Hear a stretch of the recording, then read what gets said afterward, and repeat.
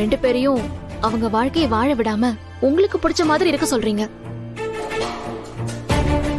அவங்களால அது முடியாம போறதுனால நீங்க கோவப்படுறீங்க. தேவையில்லாம சண்டை வருது, குடும்பத்துல நிம்மதி போயிடுது. அளவுக்கு மிஞ்சினா அமிர்தமும் விஷமாதான் போகும். அன்பு பாசம் மட்டும் என்ன விதி விலக்காப்பா? சரிதா, இப்ப என்ன சொல்ல வர நீ? இவங்க ரெண்டு பேரையும் தனி கொடுத்தோன்னு அனுப்பி வைக்கணும், அப்படித்தானே? பாரதி, இததான் நான் 3 மாசமா சொல்லிட்டு இருக்கேன். அப்பயே அனுப்பி வச்சிருந்தா இப்ப கத்தியை தூக்குற அளவுக்கு வந்திருக்குமா? ஏய், அவனை நம்பி அனுப்பி என் புள்ளைய பிச்சை எடுக்க சொல்றியா நீ? ஏங்க, அவரு வீட்டுக்குள்ள வந்ததுல இருந்து அவருக்கோ ஆண்டாளுக்கோ போடுற சாப்பாட்டுக்கு காசு கொடுத்துட்டு தான் இருக்காரு. அவரு ஒன்னும் ஓசையில உட்கார்ந்து சாப்பிடல. அவனுக்கு எங்க அதெல்லாம் தெரிய போகுது? ஏ தர்மலிங்கா, ஓ மக கழுத்துல இருக்க தாலி என் பேரை வாங்கி போட்டது. அவ சாப்பிடுற சாப்பாடு என் பேரை காசுடா. அவ எந்த வேலையாவது பார்த்து என் பேத்தையே நல்லாதான் வச்சுப்பான். ஆனா நீதான் நடுவுல நந்தி மாதிரி இருந்துகிட்டு அதுங்களை பிரிச்சு விடுற வேலையை பாக்குற. கிழவி, உன் ஃபேமிலிக்கு நீ சப்போர்ட் பண்ணிக்கோ. அதுக்கு நீ அப்பாவெல்லாம் குறை சொல்லிட்டு இருக்காத. உன் பிரச்சனையே தாண்டி. உனக்கு நல்லது சொன்னா கூட உங்க அப்பாவை தப்பா பேசக்கூடாதுன்னு கடிவாளம் கட்டின குதிரை மாதிரி இருக்க பாரு. அதான் உன் பிரச்சனை. என் புள்ள சந்தோஷமா இருக்கணும்னு நினைக்கிறது தப்பா? அது நீங்க நினைக்கிறது தப்பு இல்லப்பா. ஆனா அவ உங்க கூட இருந்தா மட்டும்தான் அவ சந்தோஷமா இருப்பான்னு நினைக்கிறீங்கல்ல, அதுதான் தப்பு. பாரதி, நீ சரியா சொன்ன. நீ சொல்றதான் அவன் பண்ணிட்டு இருக்கான். ஆனா அவன் தெரிஞ்சுதான் செய்யறானா இல்ல தெரியாம தான் செய்யறானான்னு எனக்கு தெரியல. சரி, இப்ப என்ன? இப்போ நான் தான் என் புள்ள வாழ்க்கையை கெடுக்கிறேன்னு நீங்க அப்படி பேர் நினைச்சிட்டு இருக்கீங்க, அப்படித்தானே? எனக்கு இப்ப கூட ஒண்ணு இல்ல. அவளுக்கு அவனை தான் பிடிக்கும்னா இப்பவே கூட்டு போய் சந்தோஷமா இருக்க சொல்லு. நான் எதுவும் தலையிட போறது இல்ல. அப்பா, இதையே நீங்க இன்னும் சந்தோஷமா சொன்னீங்கன்னா அவங்களும் சந்தோஷமா இருப்பாங்கல்ல. கர்த்தா, எனக்கு இவன் மேல துளி கூட நம்பிக்கை இல்ல, அப்படிதான். சரிப்பா, உங்களுக்கு நம்பிக்கை வரணும்னா நான் ஒரு விஷயம் சொல்றேன்.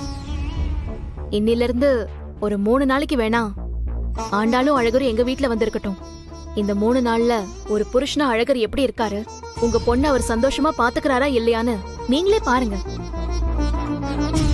அப்புறம் நீங்களே அதை பார்த்துட்டு ஒரு முடிவுக்கு வாங்க. நல்ல யோசனை பாரதி. இந்த 3 நாளைக்கு அப்புறமாவது இங்க இருக்கிற எல்லாருக்கும் புத்தி வரட்டும். தப்பையும் செய்ய வைக்கும். அந்த சூழ்நிலையில நாம இருந்தா என்ன செஞ்சிருப்போம்னு யோசிச்சு பார்த்தா இங்க பாதி பேருக்கு சண்டையே வராது. அத்தை சொல்றது கரெக்ட் தான் பாரதி. அவங்க சூழ்நிலையில நாம இருந்திருந்தா என்ன பண்ணிருப்போம்னு யோசிச்சு பார்த்தா ஒருவேளை அவங்க செஞ்சது நியாயமா கூட தெரியும். நியாயம் அவங்க பக்கம் இல்லம்மா.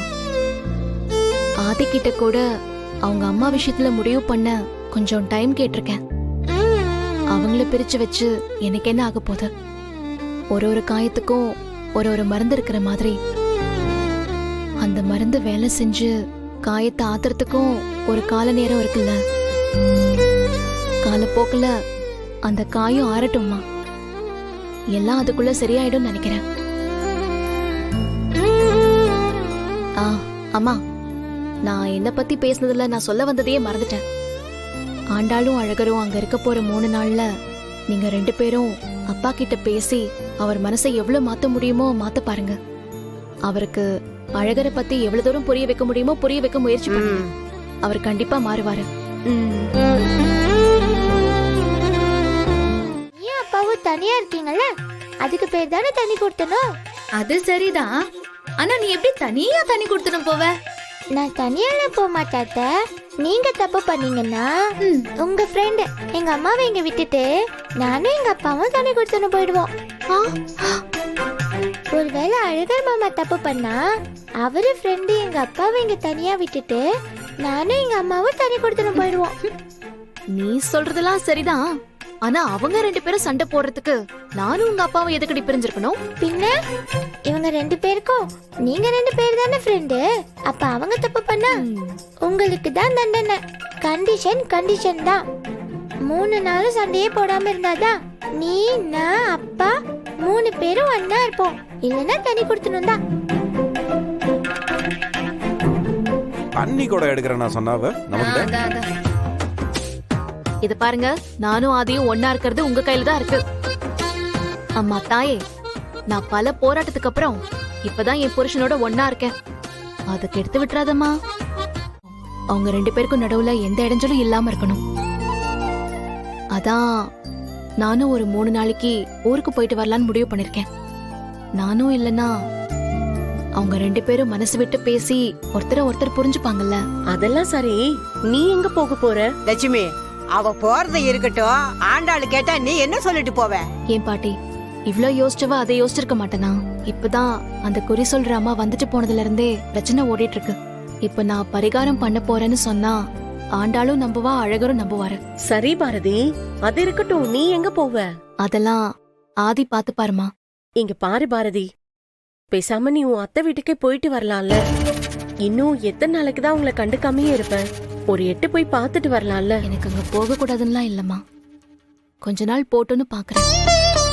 முதல்ல ஆண்டாள் அழகரோட வாழ்க்கை நல்லா இருக்கணும், அதுக்கப்புறம் இதெல்லாம் பாத்துக்கலாம். அம்மா, நான் சொல்ல வந்ததையே மறந்துட்டேன்.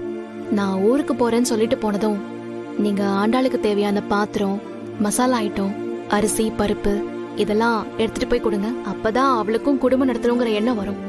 இல்லனா அங்க அழகர ஹோட்டலுக்கு போய் அதை வாங்கிட்டு வா, இதை வாங்கிட்டு வான்னு சொல்லி டார்ச்சர் பண்ணிடுவா. பாரதி, அவளை பத்தி நீ நல்லா தெரிஞ்சு வச்சிருக்க. நீ சொன்ன மாதிரி ஹோட்டல்ல வாங்கி சாப்பிட்டுட்டு இருந்தா காசு எப்படி கையில நிக்கும்? எனக்கு என்னமோ அக்கா மாறிடுவான்னு தோணுது.